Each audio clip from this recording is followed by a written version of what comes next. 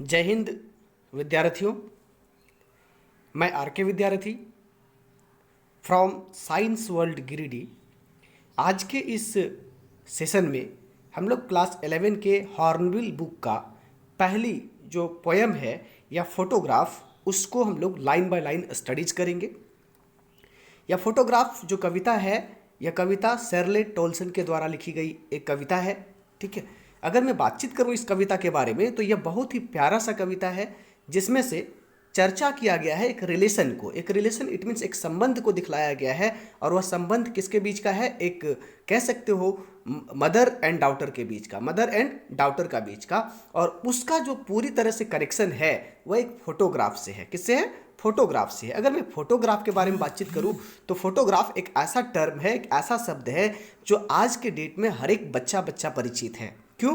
क्योंकि अगर मैं बातचीत करूं तो हर एक के हाथ में आज स्मार्टफोन है, और जब कभी भी कोई ओकेजन होता है या फिर जब भी कोई ऐसा मोमेंट होता है तो हम लोग क्या करते हैं कि जस्ट एक फ़ोटोग्राफ लेते हैं। हाँ, और फोटोग्राफ लेने के अभी अपने पास दो मोड हो गए हैं। हम लोग सेल्फी भी लेते हैं या फिर अपने दोस्त को कहते हैं कि भाई थोड़ा सा एक हमारी फ़ोटो खींच दीजिए। ठीक है, तो फोटोग्राफ का मतलब आप समझ गए होंगे। यहाँ पर जो इस पूरी कविता में चर्चा किया गया है वह एक तस्वीर के बारे में चर्चा किया गया है, और वह तस्वीर जो है वह कवि की माँ का है। कवि की माँ का मतलब जो कवित्री है शर्ले टोल्सन जो है, उसकी मदर की जो फोटोग्राफ है, उसी फोटोग्राफ को यहाँ पर चर्चा किया गया है ना। तो फोटोग्राफ का मतलब आप समझ गए होंगे कि पूरी तरह से जो टाइटल है कविता का, इस कविता के टाइटल से ही पता चल रहा है कि यहाँ पर हम लोग एक फोटोज के बारे में, एक जो तस्वीर है उस तस्वीर के बारे में ही ये सारी की सारी चीज़ों को यहाँ पर लिखा गया है।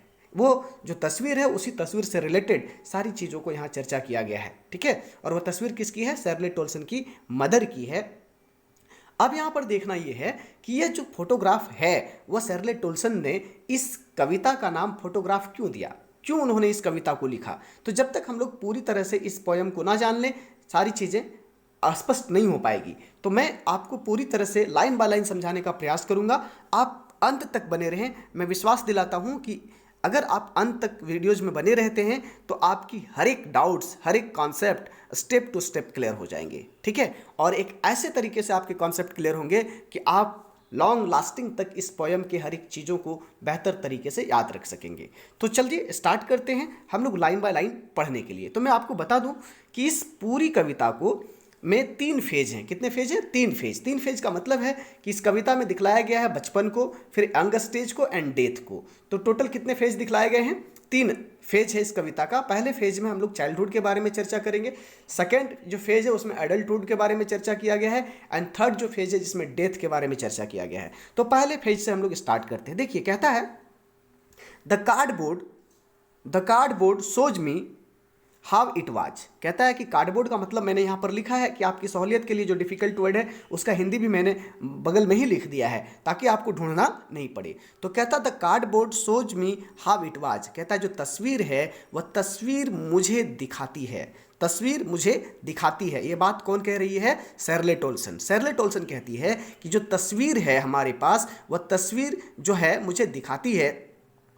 When the two girls cousin went paddling, जब दो चचेरी बहन करने के लिए गई थी। क्या करने के लिए गई थी? पैडलिंग करने के लिए। अब पैडलिंग क्या होता है भाई? पैडलिंग का मतलब होता है पानी में चलना। पानी में चलना या पानी में टहलना जो स्थिति होती है, तो पानी में जब भी आप वॉक करेंगे, टहलेंगे, तो पानी क्या होता है ना कि पानी पे जैसे ही पाँव पड़ता है तो पानी क्या करता है? फैलता है, वह छपाने की आवाज़ आती है। तो इसी को हम कहते हैं, इसी स्थिति को हम कहते हैं पैडलिंग। तो पैडलिंग आप समझ गए होंगे। तो कहता है कि जब इस तस्वीर में क्या दिखलाया गया है कि 2 कजन है जो पैडलिंग करने के लिए गई है। ठीक है, और जब पैडलिंग करने के लिए गई थी तभी इस तस्वीर को लिया गया था। मतलब जो तस्वीर है उस तस्वीर में क्या दिखलाया जा रहा है कि जो कजन सिस्टर है पोएट की, वह पोएट की मदर की, तो जो कजन सिस्टर है वह कजन सिस्टर क्या करती है कि कजन सिस्टर पोएट की मदर के साथ कहाँ पर गई है? पैडलिंग के लिए। और उसी दौरान जब ये लोग पानी में होते हैं तभी इस तस्वीर को क्या किया गया है? मीन्स लिया गया है। Each one holding one of my mother's hand. तो कहता है कि जो 2 कजन है, 2 जो चचेरी बहन है, वो दोनों चचेरी बहन क्या करी है कि मेरी माँ बीच में है और मेरी माँ के हाथों को, मीन्स लेफ्ट साइड से एक लड़की और दूसरे राइट साइड से दूसरी लड़की मेरी माँ के हाथ को पकड़े हुए खड़ी है है ना। क्योंकि ऐसे भी जब आप दो बच्चों को साथ में लेकर चलते हैं और आप बड़े होते हैं तो दो बच्चों को हम लोग क्या करते हैं कि एक साइड में एक का हाथ मतलब लेफ्ट वाला को एक बच्ची को, दूसरे राइट वाले को दूसरे बच्चे को पकड़ा देते हैं और बीच में कौन होते हैं, जो बड़े होते हैं। इसका मतलब है कि पोएट में यहाँ पोएट दिखलाना चाहती है कि जो मदर है वो मदर क्या है, बड़ी है और उसकी दोनों ही चचेरी बहन जो है वह माँ के हाथ को पकड़े हुए कहाँ पर खड़ी है, मीन्स पैडलिंग, मीन्स पानी में खड़ी है और वहाँ पर वो चल रही है। And she the big girl some 12 years so, और वह जो बड़ी लड़की मतलब पोएट की जो माँ है, ठीक है, वह बड़ी लड़की की उम्र कितनी है, सम 12 ईयर्स और सो, लगभग 12 साल है। कितने साल है, 12 साल है। तो यहाँ पर सवाल पूछा जा सकता है कि पोएट की मदर का उम्र कितना वर्ष था जो उस फोटोग्राफ में दिखलाया गया है, या फिर उस फोटोग्राफ को जब खींचा गया था, लिया गया था, उस वक्त उसकी माँ की उम्र कितनी थी। तो हम आसानी से कह सकते हैं कि 12 ईयर्स और सो, है ना। अब कहता है कि यह सवाल इस तरीके से भी आपसे पूछ सकता है कि जो बड़ी लड़की है वह कौन है, शर्लेट ओल्सन के साथ उसका क्या रिलेशन है। तो हम लोग कहेंगे शर्लेट ओल्सन के साथ उस बड़ी लड़की का रिलेशन क्या है, मदर का है, ठीक है। अब आगे चलता है, all three stood still to smile through their hair. कहता है कि ये जो तीनों लड़की थी वह तीनों ही लड़की खड़ी थी, है ना, खड़ी थी और खड़ी होकर के वो क्या कर रही थी, स्माइल कर रही थी थ्रू देयर हेयर। और ऑब्वियसली जब हम किसी खुले जगह पर जाते हैं तो खुले जगह पर जाने के बाद क्या होते हैं कि हवाएं चलती है और जो बाल होते हैं अगर उसको हम लोग क्या नहीं करके रखें, मीन्स बांध के नहीं रखें, तो ऐसे स्थिति में वो बाल क्या होता है कि हमारे चेहरे पर बिखर जाता है और वह चेहरा पर बिखरा हुआ बाल के साथ उसकी जो स्माइल है, वह स्माइल जो फेस है वह क्या है, हंसता हुआ चेहरा प्रतीत हो रहा है। इसका मतलब आप इमेजिन करिए कि जो फोटोग्राफ है उस फोटोग्राफ में क्या दिखलाया जा रहा है कि वो तीनों बच्ची खड़ी है कहाँ पर, पानी में, और उसी दौरान क्या होता है कि फोटोग्राफ को लिया जाता है और उस टाइम जो हवाएं चल रही होती है उस हवा के वजह से उसके बाल जो है, उस बच्चियों के जो बाल हैं वह कहाँ पर बिखरे हुए हैं, चेहरे पर बिखरे हुए हैं और वह बिखरा हुआ बाल के साथ हंसता हुआ चेहरा इस तस्वीर में कैद किया गया है, फोटोग्राफ में कैद किया गया है। At the uncle with the camera, और ये जो फोटोग्राफ लिया गया था वह फोटोग्राफ किन्होंने लिया है, तो अंकल ने लिया है। किन्होंने लिया है, अंकल ने लिया है। हाँ, अंकल का मतलब यूँ कह सकते हैं कि चाचा, जिसको हम लोग कहते हैं, चाचा ने इस तस्वीर को लिया है, या स्वीट फेस, है ना। और जब भी हम एक 12 साल के बच्चों के बारे में इमेजिंग करें तो उस वक्त का जो चेहरा होता है बहुत ही प्यारा सा होता है, ठीक है, स्वीट फेस होता है, आकर्षक चेहरा होता है। तो कहता है sweet face my mother's that was born that was before I was born, है ना। कहता है कि my mother's that was before I was born, कहता है कि यह तस्वीर तब की है, मेरी माँ की, जब मैं पैदा नहीं हुई थी। इसका मतलब है कि जब इसकी माँ अनमैरिड थी, 12 साल की थी, तभी इस तस्वीर को खींचा गया था उसके अंकल के द्वारा और उसी तस्वीर को शो करती है, किसको, मीन्स पोएट की मदर, पोएट को शो करते हुए, उन तस्वीर को दिखलाते हुए, उस तस्वीर में क्या क्या चीज़ें हैं उसको समझाते हुए अपनी बेटी को दिखलाती है, इट मीन शर्लेट ओल्सन को दिखलाती है। तो पहला जो पैराग्राफ था, आगे बढ़ते हैं तो क्या कहता है कि ये जो तस्वीर है वह कहाँ पर लिए गए, आगे देखिए, and the sea which appears to have changed less, ठीक है। यहाँ पर इस लाइन को, इस पैराग्राफ को पूरी तरह से आप समझने की कोशिश करिएगा, यहाँ से सवाल पूछे जाते हैं। कहता है and the sea which appears to have changed less, समझिए, कहता है कि जो तस्वीर लिए गए हैं ना, अब स्पष्ट हो गया वो तस्वीर कहाँ से कहाँ पे लिया गया है, सी में। कहाँ पर लिया गया है, सी में। इसका मतलब है कि ये लोग सी के पास गए होंगे और सी के किनारे में ये लोग पैडलिंग कर रही थी और उसी पैडलिंग के दौरान इस तस्वीर को क्या किया गया है, खींचा गया है। Which appears to have changed less, और जो सी है वह सी चेंज नहीं हुआ है, समुद्र चेंज नहीं हुआ है, ठीक है। और जब समुद्र जो चेंज नहीं हुआ है, ऐसा प्रतीत होता है कि ये जो समुद्र है वह समुद्र में कोई विशेष परिवर्तन नहीं हुआ, ठीक है। वास्ट देयर, और वह जो समुद्र है, समुद्र की जो कह सकते हो पानी है, वो क्या कर रहा है, वास्ट देयर टेरिबली, ठीक है, ट्रांजिएंट फीट। यहाँ पर समझिएगा कि कहता है कि वो जो समुद्र है, समुद्र की जो पानी है, जहाँ पर हमारी माँ अपने दोनों चचेरी बहन के साथ खड़ी है और वह पानी क्या कर रही है कि हमारी माँ के ट्रांजिएंट फीट को धो रही है। क्या कर रही है, ट्रांजिएंट फीट को टेरिबली धो रही है। इसको समझने की कोशिश करिए। तो कहता है कि जब आप किसी नदी के किनारे खड़े हो जाएं पानी में, या फिर समुद्र के किनारे आप खड़े हो जाएं, तो क्या होता है, जो पानी चलती रहती है वह पानी क्या करता है कि हमारे पाँव से होकर के गुजरता रहता है और उसी को बोला गया है टेरिबली। और ऐसे स्थिति में ट्रांजिट का मतलब होता है अस्थायी। अस्थायी का मतलब मैं यूँ कह सकता हूँ कि ट्रांजिट जो होते हैं, ट्रांजिट इमोर्टल नहीं होते, मोर्टल होता है। मोर्टल का मतलब बदलाव हो जाना या फिर मरणशील हो जाना, ठीक है। तो यहाँ पर ट्रांजिट का मतलब यह है कि जो पैर है ना, वह पैर क्या है, ट्रांजिट ट्रांजिएंट है। मतलब अगर हम लोग बच्चे के पाँव को देखें तो बच्चा का पाँव बहुत ही मासूम होता है, छोटा होता है, लेकिन जैसे जैसे बड़ा होता जाता है उसके पैर के स्ट्रक्चर में, पैर के शेप में बदलाव होता जाता है, और इसीलिए यहाँ पर ट्रांजिएंट का इस्तेमाल किया गया है। दूसरी चीज़ है कि हम जितने भी ह्यूमन बींग्स हैं सभी के जो बॉडी है वो भी ट्रांजिएंट है, सभी के पैर भी ट्रांजिएंट हैं, क्योंकि एक निश्चित समय के बाद हम सभी क्या हो जाएंगे, डेथ हो जाएंगे। इट मीन्स हम लोग मोर्टल है, मरणशील प्राणी में से आते हैं, जबकि सी जो है वो क्या था, इमोर्टल है। इट मीन्स यहाँ पर एक दो शब्द को आप गौर करिएगा। पहला शब्द सी है, यहाँ पर आपको मैं दिखलाने की कोशिश कर रहा हूँ, और दूसरा शब्द जो है वो फीट है। कई बार सवाल इस तरीके से पूछता है कि जो कंपैरिजन किया गया है सी और फीट का, तो इसमें से कौन मोर्टल है और कौन इमोर्टल है। तो आप समझ गए होंगे कि सी को हम लोग इमोर्टल कहते हैं और फीट को हम क्या बोलते हैं, मोर्टल कहते हैं। ठीक है, तो ये दोनों बातें आपको मैंने समझाने का प्रयास किया कि अगर रिलेशन पूछा जाए कि what is the relation between sea and feet, तो हम लोग सी को क्या बोलेंगे कि sea is the immortal and feet is mortal, है ना। इसी चीज को यहां पर दिखलाने का प्रयास किया गया है। इसीलिए कहा गया है कि सी जो है उसमें कोई विशेष परिवर्तन दिखने को नहीं मिला, लेकिन जो मां है उसमें परिवर्तन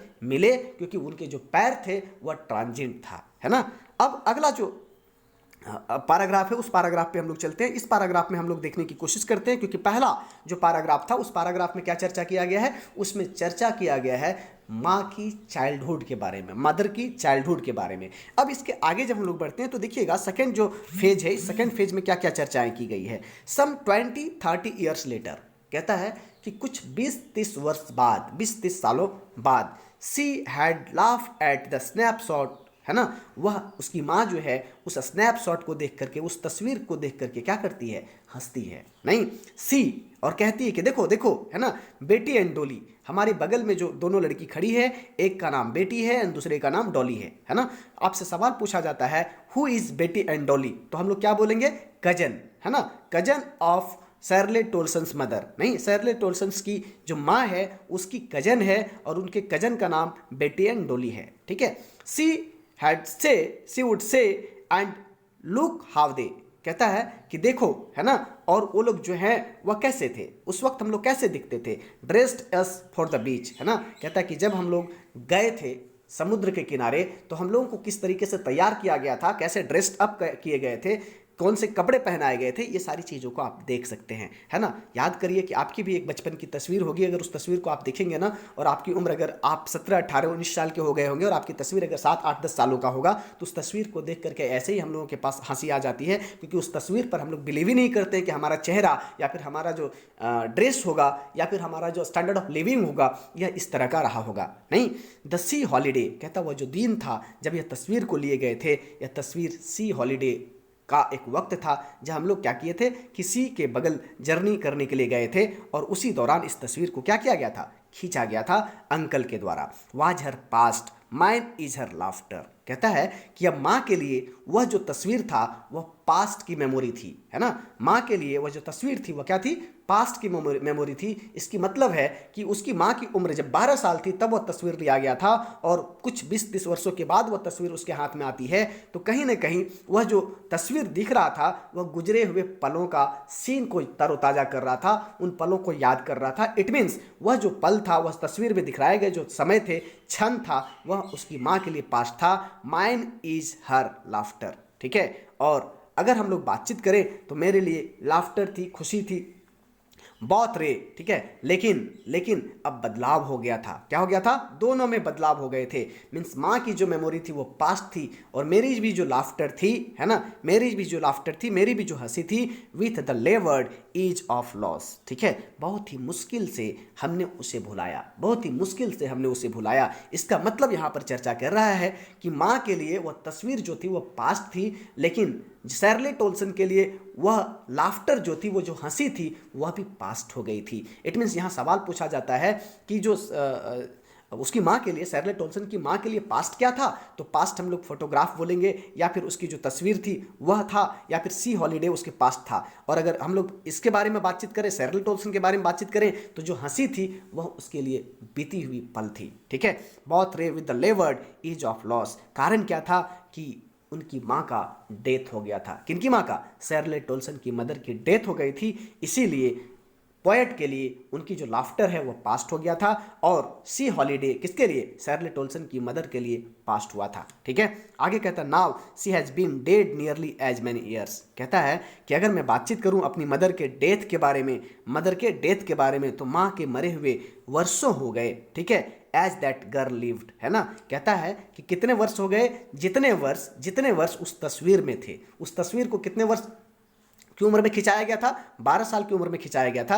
इसका मतलब है कि उनकी मदर के भी डेथ हुए कितने वर्ष हो गए थे, 12 वर्ष हो गए थे। एंड ऑफ दिस सर्कमटेंसेस, कहता है कि और जो परिस्थिति था, ये जो परिस्थिति थी माँ के खोने का, है ना, और उस फोटोग्राफ की जो पास्ट मेमोरी थी, ये जो परिस्थिति थी, देयर इज नथिंग टू से एट ऑल। और उस तस्वीर को लेकर के अब कुछ भी कहा नहीं जा सकता था, कुछ भी बोला नहीं जा सकता था। इट्स साइलेंसेस नहीं। और उस तस्वीर को देख करके जो पोइटेस हैं वो क्या हो जाती हैं, खामोश हो जाती हैं। मीन्स पूरी तरह से अचेत हो जाती हैं। मीन्स आप समझ सकते हो कि अगर किसी की माँ डेथ कर जाए और उसकी यादें अगर सामने आ जाए तो कहीं ना कहीं हमारा चेहरे का एक्सप्रेशन पूरी तरह से बदल जाता है। ठीक है, तो यहाँ पर अंतिम लाइन में ये दिखलाता है कि माँ की डेथ को भुलाना कवित्री के लिए काफ़ी टफ था, काफ़ी मुश्किल भरा था।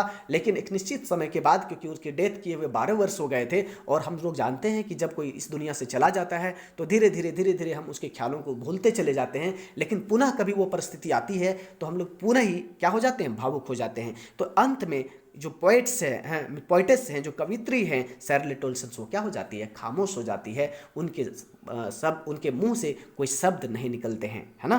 ये इस कविता में दिखलाया गया है। उम्मीद है कि आप इस कविता को भली भांति पूर्ण रूप से समझ गए होंगे। ठीक है, हमें आपके कमेंट का इंतजार रहेगा। साथ ही साथ आप इस पोयम को अपने दोस्तों के साथ अधिक से अधिक शेयर करें। क्यों? क्योंकि यहाँ पर मैंने उन सभी मुश्किल वर्ड्स को भी आपके साथ रखा है और इसको अपनी भाषा में मैंने समझाने का प्रयास किया है। ठीक है, बहुत बहुत धन्यवाद आप सभी का हमारे चैनल से जुड़ने के लिए। साथ ही साथ अगर आप चैनल पे नए हैं तो चैनल को वास्तव में सब्सक्राइब कर लें, ताकि हमारे द्वारा दी जाने वाली हर एक मैसेजेस और हर एक नोटिफिकेशन आपको समय से मिलता रहे और आप अपने प्रिपरेशन को प्रॉपर तरीके से हमारे साथ करते रहें। धन्यवाद आप सभी का वीडियोज में बने रहने के लिए।